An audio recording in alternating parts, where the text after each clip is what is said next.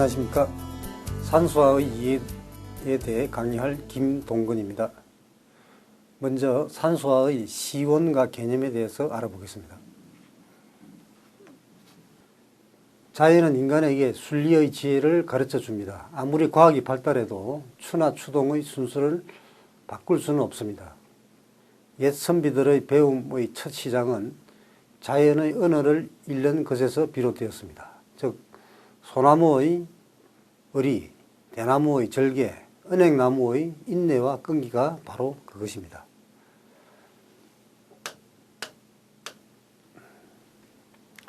과거 선조들은 산은 자신을 심화하는 곳이며 입산 자체가 종교적 기어였습니다. 지금도 등산하는 목적 중 하나가 자신을 돌아보고 정화하는 수양의 기능이 있지 않습니까? 선비들은 대자연의 품에 안겨 자기를 잊고 대자연과 하나가 되는 것이 궁극적 관심이었습니다. 우리가 교과서에서 배운 고구려 유리왕의 황조가도 자연이란 매개물에 의탁해 자신의 외로움을 표현하고 있습니다. 심지어 중국의 추나도 사랑하는 남녀 옆에는 항상 나무가 있거나 바위가 그려져 있습니다. 한마디로 자연이 들어올 때 인간의 감정이 여과되기 때문입니다.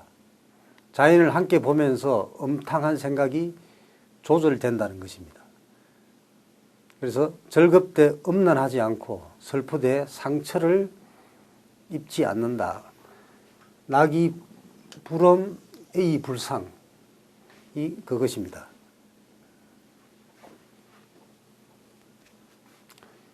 자연에는 감정을 조절하는 기능, 치유의 기능이 있습니다.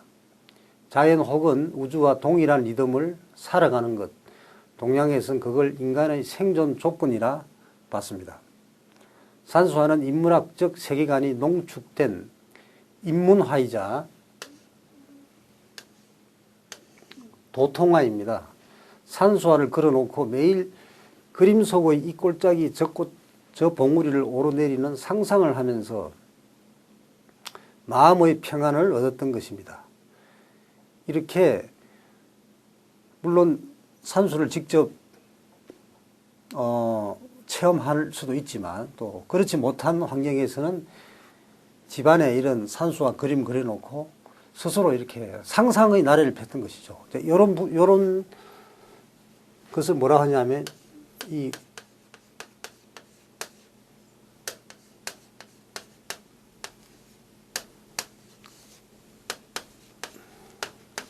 와유라고 합니다. 와유. 누워서 논일다 이런 뜻입니다. 예. 그러니까 이 산수화가 인간한테 주는 어떤 이 마음의 효능이라는 게 사실은 엄청난 것이죠. 요즘 말하면은 뭐 내면을 치유하는 힐링 같은 그런 기능을 한다고 볼 수 있습니다. 산수화는 심신을 안정시키는, 즉 나와 자연이 촘촘하게 연결되어 있으며 내가 혼자가 아니라는 사실, 즉 자연과 우주와 연결된 생명임을 자각하는 사실입니다. 특히 우리나라처럼 도심에서 아주 전철 타면 20-30분 거리의 산을 우리가 접할 수 있습니다. 이런 도심에서 산을 쉽게 접할 수 있는 자연 환경은 세계에서도 찾을 수가 없는 우리나라만의 독특한 자연 환경입니다. 특히 요즘 그 산수를 제일 많이 찾는 계절이 10월 달이죠, 보면. 예, 그래서 이런 좋은 계절에 맞게끔 이런 강의를 할 수 있게 된 것도 상당한 의미가 있다고 생각합니다.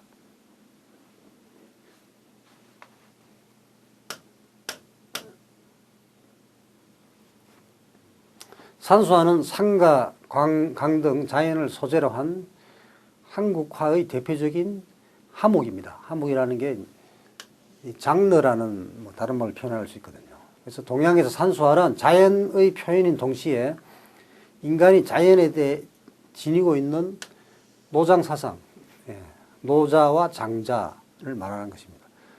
바탕을 둔 자연관을 토대로 하여 발전된 것입니다. 즉 자연과 인간의 밀접한 관계가 배경으로 한 물화일체. 물화일체라는 게 이제 물은 자연이고 안은 사람을 말하는 것이죠. 개념으로 대자연과 일체로 마음의 평안을 희구하였고 도의 본질을 형상화한 산수는 도의 깨달음에 이르기 위한 심미적 대상이었습니다. 이 산수를 도의 본질을 형상화했다. 이 표현이 상당히 중요합니다. 그러면서도 미술품이기 때문에 또 심미의 대상이었다. 우리가 산수화를 이해하는데 이 부분이 상당히 핵심적인 요소입니다.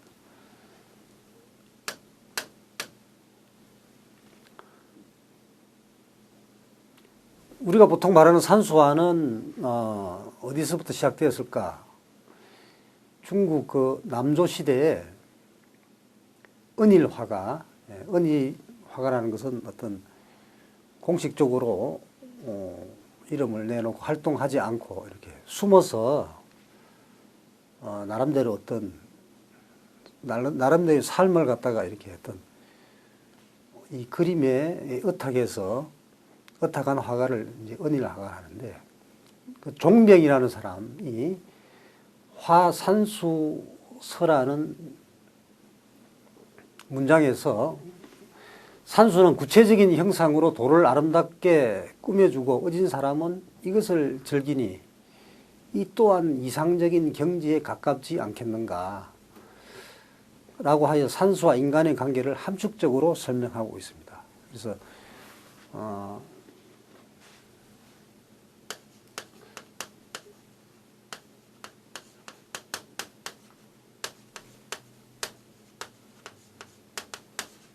요산요수라는 말이 있습니다. 어진 사람은 이게 여기서는 좋아하다 한다 때는 우리가 음으로 발음합니다. 어진 사람은 산을 좋아하고 물을 좋아한다. 여기에 해당되는 이제 말을 할 수 있죠.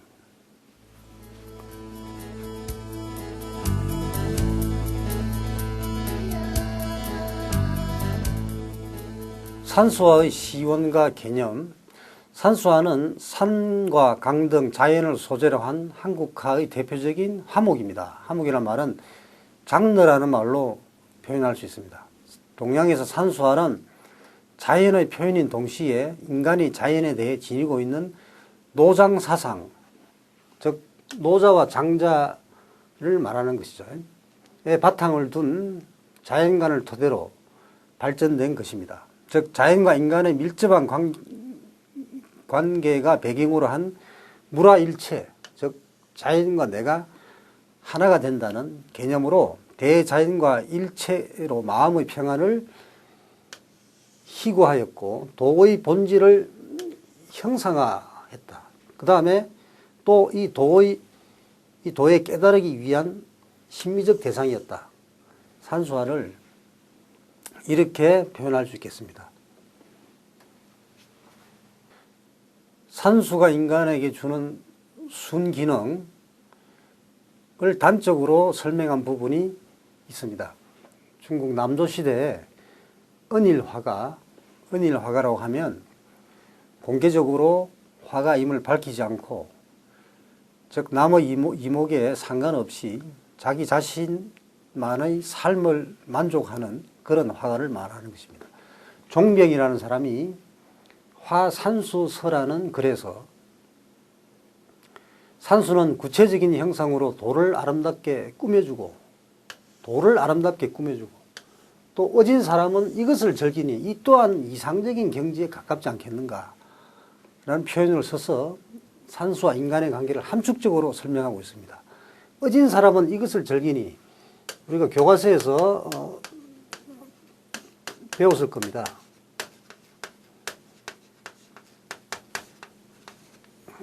요산요수라고 합니다. 이게 좋아하다 한다 뜻일 때는 요로 우리가 발음하죠. 산을 좋아하고 물을 좋아한다. 이상으로 산소와의 시음과 개념에 대해서 알아봤습니다. 감사합니다.